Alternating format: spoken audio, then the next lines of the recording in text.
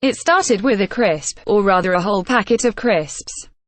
This was the image Sir Martin Donnelly, former permanent secretary in Liam Fox's Department for International Trade, used to compare the thin pickings that might be on offer for global Britain compared to the three-course meal we currently enjoy.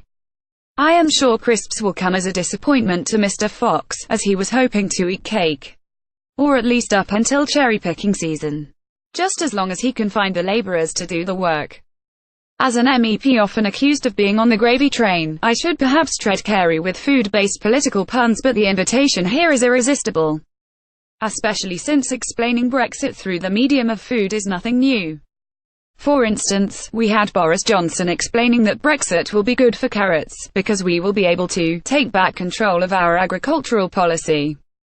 And that was building on the earlier triumphs of the proposal from Fox's International Trade Department that we can thrive by selling innovative jam to the French.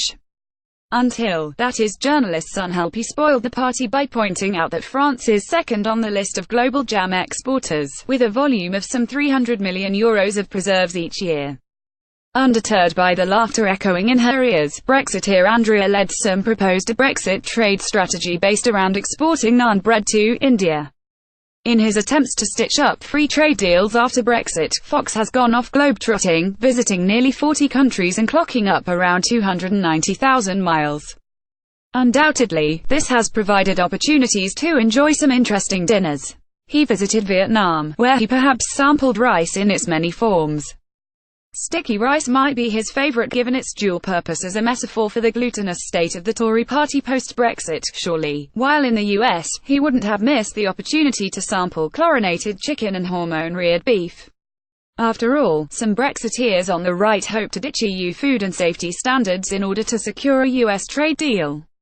Or perhaps he sampled infected US dairy products. After all, his fellow Brexiter, Daniel Hannan MEP, wonders, what exactly is the problem with lower-quality American milk and dairy products?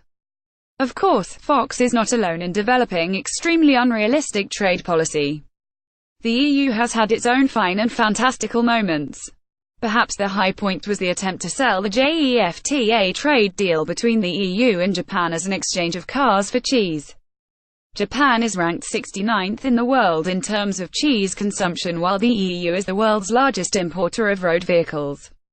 The Commission also failed to notice that a significant proportion of Japanese people are lactose intolerant and will experience considerable discomfort when eating the stinky stuff. But back to cake, a good motto for life. My favorite word in the Brexit lexicon is khakism, which refers to any politician, no matter their political leaning, who claims that they can negotiate a deal with all the benefits of being an EU member while abandoning their responsibilities.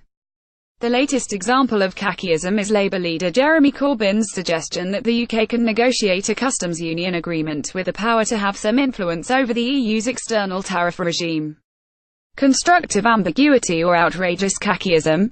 The choice is yours. It's probably clear by now that Brexit is not my cup of tea. Like many Brits who work abroad, I enjoy a Belgian cake on a daily basis. I can confirm that I agree with Council President Donald Tusk. Once you have eaten the cake, and you look at the plate, there is no cake there. As the Brextremists seek their words around the ease of leaving the EU and the wonderful deal we would achieve, the Brexit plate is looking just as empty. Molly Scott Cato is Green MEP for the South West and Green Party Speaker on Brexit.